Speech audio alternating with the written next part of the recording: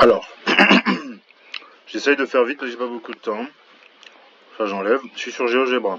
Pour essayer d'expliquer, tu me dis, j'ai un triangle rectangle de côté 4 cm, peu importe. On va faire polygone. Donc en fait j'ai 4 sur 4. Bon. Ça fait 4. Donc bon, là il faudrait que je puisse tracer. Attends, on va faire juste un segment. Il faut que je puisse tracer ensuite segment. Les images. Donc segment 2, tu es d'accord avec moi que ça te fait une longueur de 4 cm. Si tu préfères, on peut déplacer les segments. Voilà, on va déplacer les segments. On va pas perdre de temps, parce que sinon après ça va pas tenir. Bon, on va 2 sur 2. Alors il me faut le compas. Je sais plus où il est l'outil compas avec GeoGebra, pour l'habitude moi. Bon. C'est un angle équilatéral, donc de toute manière c'est 60 degrés chacun, mais il me faut un joli compas pour avoir le point d'intersection. Et je l'ai pas. Ça m'aurait arrangé d'avoir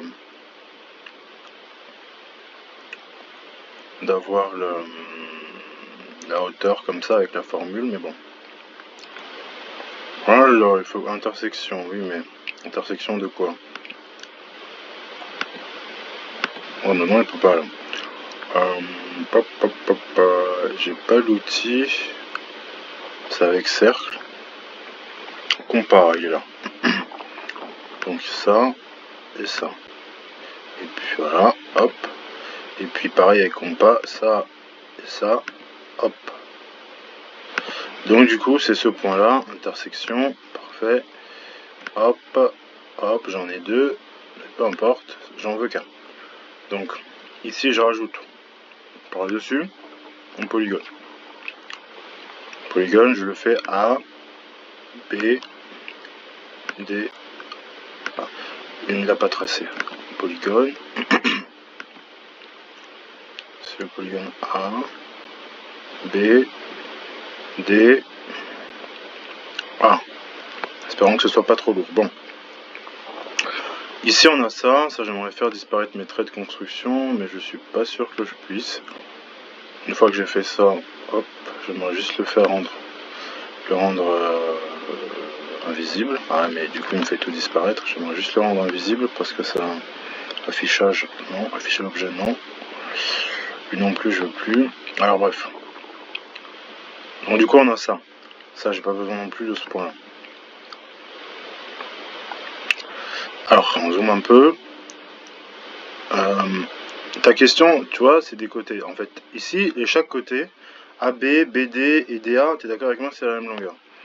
Ton triangle rectangle, en fait, ton théorème de Pythagore, tu le fais dans un triangle rectangle. Ton théorème de Pythagore te dit, est-ce que je peux écrire j'ai rien pour écrire ici.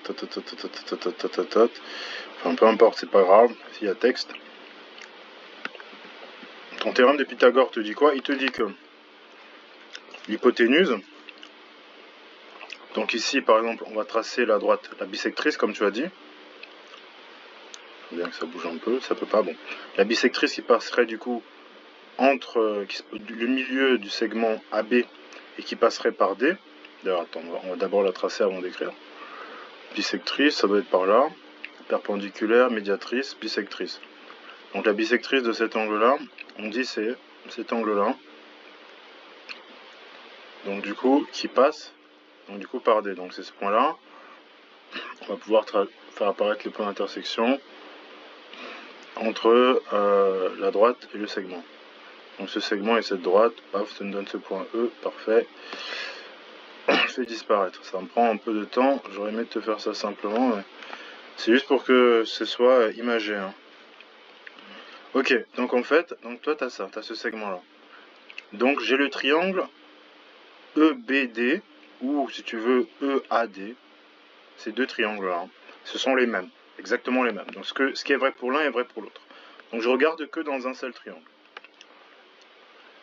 Ici, qu'est-ce que j'ai comme information? J'ai la longueur de mes côtés, et j'ai la longueur de ce côté-là, la base de mon triangle. C'est la moitié de la longueur d'un côté, la moitié de mon segment. Ok. Donc ici, je vais avoir un truc qui va être divisé par 2. Je vais l'appeler A. la longueur. Ok. Donc maintenant, ce que je vais faire, c'est que le théorème de Pythagore, qu'est-ce qu'il me dit? Le théorème de Pythagore me dit, dans ce cas-ci, dans le triangle EBD, il me dit que la longueur BD, si je veux bien écrire, BD, c'est égal à, enfin la longueur BD au carré même, précisément, pas la racine carrée, mais au carré c'est égal à quoi? C'est égal à la longueur EB au carré plus la longueur ED ici au carré. C'est censé être égal à ça. Sauf que ça, je sais que c'est égal à A. La longueur BD au carré, cette longueur là c'est A, on l'a appelé A. Donc je sais que c'est A carré, ça, est égal à EB, je sais que c'est la moitié de A. Donc c'est égal à quoi? 1 divisé par 2, A au carré. Ça, je vais le mettre en parenthèse parce que je ne peux pas l'écrire tel que comme ça, parce que ça donne 1/4 au carré. Parce que si tu te rappelles, ce qui est au numérateur, donc en haut, le 1, va être mis au carré, et ce qui est au dénominateur, en bas, va être mis au carré. Donc plus ED. ED, c'est ce que je connais pas. ED, je la connais pas, c'est la hauteur que j'appelle H, mais je sais que c'est la hauteur, elle est au carré. Je la connais pas. Donc du coup, ici, A carré, on t'a dit que c'était égal à 4. Tu m'as dit que c'était un côté 4. Donc c'est 4 au carré est égal à, entre parenthèses, on a dit 1 sur 2 fois 4, donc le tout au carré. Donc c'est quoi? C'est 4 divisé par 2. 4 divisé par 2, ça te fait 2, que tu as mis au carré. Si tu veux. C'est-à-dire que ça, ton résultat c'est ça, mais je vais essayer de te le détailler quand même. Ça te donne 1 divisé par 2 au carré, donc 4, le tout fois, mon petite étoile c'est un fois A au carré. Tout ça, je te le mets entre parenthèses, tout ça, c'est égal, donc tout ça plus maintenant la hauteur, h au carré, ça nous donne 4 au carré. Le a ici, je vais le remplacer, je le fais par étapes pour que voilà, on suive. Ça me fait donc 16 est égal, 4 au carré ça fait 16. 16 est égal à 1, donc divisé par 4, 1/4, donc 0,25, fois, multiplier mon astérix, fois a au carré, on avait dit que c'était 4, a, c'est ce que tu m'as dit, donc c'est 16 aussi. Donc c'est 16 divisé par 4, plus h au carré. Donc là je suis à presque 10 minutes, c'est un peu long mon truc. Donc là, une fois que j'ai ça, moi ce que je veux c'est h.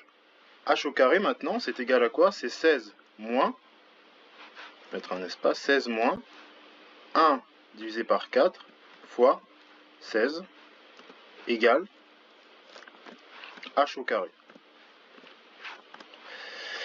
Ça, c'est quoi? 16 divisé par 4. 4, c'est 4 fois 4. Donc en fait, ça me fait 4 fois 4 divisé par 4. Ça me fait 4. Ça me fait 16 moins 4 égale h au carré. 16 moins 4, ça me fait 12. Ça veut dire qu'en fait, j'ai 12 h au carré est égal à 12. Donc avec le théorème de Pythagore, tu sais que h au carré est égal à 12. Donc la réponse pour la longueur de h, c'est quoi? C'est la racine carrée de 12. Donc là moi je ne peux pas le faire. Je ne suis pas sûr qu'il te permette de faire des formules avec ça. Donc je vais juste mettre SQRT. Ça veut dire square root. C'est de l'anglais. Je vais marquer square root de 4 de 12 est égal à h. Ça veut dire racine carrée de h. Donc voilà, de 12. SQRT de 12, c'est égal à longueur h.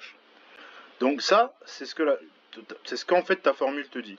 Maintenant, si j'étais resté avec des expressions en A, je vais essayer de le mettre à côté. Si j'étais resté avec les mêmes expressions, c'est-à-dire avec des A, j'aurais eu, donc ici je vais mettre ça comme barre pour séparer. Si j'étais resté avec ce genre d'expression,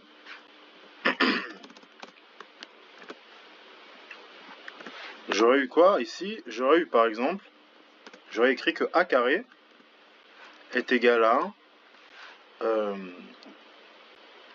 1 divisé par 4 multiplié par a. Ou alors si tu veux, ce sera a carré sur 4. C'est ce que me donne cette expression-là. 1 demi fois... Alors il faut comprendre que ça, le demi, il est séparé. Hein. Comme je ne peux pas écrire comme sur un papier, il faut comprendre que tu as 1 demi qui est d'un côté et tu as a qui est de l'autre côté. Donc je multiplie a avec le 1, pas avec le 2. Donc c'est pour ça que je me retrouve avec a carré sur 4. Plus h carré. Donc là, tu vois, tout va bien, c'est ce qu'on a.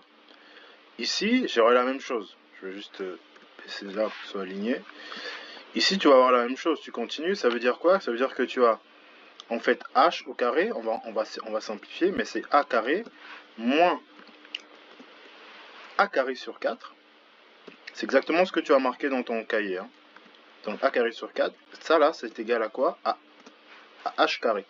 Pourquoi? Parce que j'ai enlevé ici, à droite de mon équation, de mon égalité, j'ai enlevé a carré divisé par 4, j'ai fait moins tout ça à droite, donc je fais aussi moins tout ça à gauche, des deux côtés, pour équilibrer, c'est toujours pareil. Ce que j'ai fait à droite, je le fais à gauche. Je le mets entre parenthèses pour que ce soit visible. Donc là, je suis bon. Maintenant, ça, avant de mettre la racine carrée, ça peut s'écrire d'une autre façon. A au carré moins a carré sur 2. A au carré, ça peut s'écrire 4 a au carré divisé par 4. Pourquoi? Parce que 4 sur 4, ça fait 1. Ici, j'aurais pu écrire que c'est égal à 1 a au carré divisé par 1. C'est-à-dire que c'est la même chose. C'est la même chose. 1 divisé par 1, ça fait 1. 4 divisé par 4, ça fait 1. Voilà.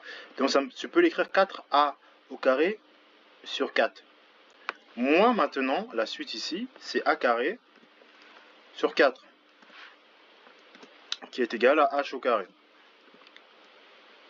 Tu vois, c'est ça que j'obtiens. Donc ici, maintenant cette expression, je peux les mettre sur le même dénominateur parce que je peux les soustraire, parce que pour les soustraire, il faut qu'elles soient sur le même dénominateur. Cette partie de mon expression, 4a carré sur 4, moins 4a carré sur 4, je peux mettre les deux numérateurs, donc 4a carré et a carré, je peux les mettre ensemble dans une même... dans un même rapport, dans une même... on appelle fraction. Donc je vais écrire 4a au carré moins 1a au carré, le tout divisé par 4. C'est exactement, en fait, c'est la même chose. Ça, écrire ça comme ça ou l'écrire comme ça veut dire la même chose. Tout ça, c'est égal à quoi? C'est égal à h au carré. Maintenant, je continue. Ça, je peux calculer 4a au carré moins 1a au carré, ça fait 3a au carré. Donc là, je me mets en face, comme ça, ce sera fini, quasiment. Ça me fait 3a au carré. 3a au carré sur 4, toujours. Donc là, tu commences à voir l'expression que tu avais au départ. Avec h au carré, c'est tout. Une fois que tu as fini là, maintenant, là, tu peux plus avancer plus. Donc ce que tu vas faire, c'est que tu vas extraire la racine carrée maintenant. Tu vas dire que h carré, c'est égal à ça, mais toi, tu veux h. Donc c'est égal à racine carrée, SQRT, là, pour square root, racine du carré, le carré, ouais, de 3 a carré, le tout divisé par 4. Et ça, c'est égal à h au carré. Le dernier niveau, enfin, c'est égal à h tout court, pardon, parce que c'est la racine carrée. Donc, si tu veux, c'est égal à la racine carrée de h au carré, si tu veux, c'est pareil. Si tu veux, tu peux noter, c'est égal à SQRT, entre parenthèses, de h au carré. La dernière étape, en fait, que tu ferais, c'est celle de dire que racine carrée de a au carré, c'est a. La racine carrée de a au carré, c'est a. Donc c'est a. La racine carrée de 4, c'est 2. La seule racine carrée qui n'est pas évidente à calculer ici, et de toute façon qui ne va pas te faire un chiffre rond, c'est 3. Donc tu vas laisser que la racine carrée de 3, tu vas marquer, c'est égal à quoi? À a diviser par 2, parce que c'est divisé par 4 ici, tu vas sortir le 4, tu vas prendre sa racine divisée par 2, tu peux l'écrire sous cette forme-là, multiplié par racine carrée de 3, parce que c'est la seule chose qui reste. Et bien ça aussi c'est égal à quoi? À h tout court. Donc là, voilà comment tu peux répondre à ta question. Donc maintenant, si on devait faire le calcul et directement chercher la réponse, une des manières de faire ça, on va rajouter ici une ligne, c'est de dire qu'en fait, racine carrée de 12, c'est 4 fois 3. Ça veut dire c'est SQRT, racine carrée de 4 fois 3, qui est égal à h. Donc je continue, sauf que ça, racine carrée de 4, je connais, c'est 2. Donc c'est égal à 2 fois racine, je me la multiplier, racine carrée SQRT de 3, qui est égal à h. Donc si tu connais la racine carrée de 3 qu'il faut calculer, avec une calculette, tu multiplies par 2, tu as la hauteur. Maintenant, si tu regardais la même expression de l'autre côté, en remplaçant par la valeur de a qui est égale à 4, il n'y a que ça que tu connais pas, ça te donne quoi? Ça fait 4 divisé par 2. Ça te fait 4, pour a égale 4, 4 divisé par 2, multiplié par la racine carrée de 3. Et ça, tu dis, c'est égal à h. Donc là, à ce moment-là, tu te retrouves avec 2 multiplié par la racine carrée, SQRT, de 3, comme précédemment, qui est égal à h. Donc tu vois, la formule te permet de gagner, entre guillemets, du temps. Parce que si tu connais la formule, tu vas directement changer a, la longueur du côté, et tu l'injectes dans la formule et tu trouves le résultat. Ici, tu vois, a c'était ça, c'était 4. Sinon, tu pars par le théorème de Pythagore. Tu sais qu'en gros, l'hypoténuse ici, BD ou A, c'est égal, donc c'est toujours le côté le plus long, de toute façon, de ton triangle rectangle, et c'est forcément dans un triangle rectangle. Cette hypoténuse-là est égale à la somme de ce côté au carré plus ce côté au carré. C'est-à-dire que la longueur de ce côté au carré est égale à ça au carré plus ça au carré. Ça, c'est la formule. On peut rentrer dans des explications d'autres avec les trucs, avec les trigos, la trigonométrie, mais ça suffit comme explication. Donc voilà, si tu as réussi à comprendre, j'ai mis du temps, ça m'a pris quand même presque 20 minutes du coup, mais si tu as réussi à comprendre, c'est pas mal. Je vais essayer de te la poster sur YouTube et je t'envoie le lien, tu regardes, parce que je peux pas te l'envoyer sur Instagram, c'est pas assez lourd. Donc voilà, bon courage à toi, et sinon tout est bien expliqué dans ton polycopier, c'est vraiment, relis-le et tu comprendras tout. Voilà, allez, bon courage. Félicitations encore aussi pour le master.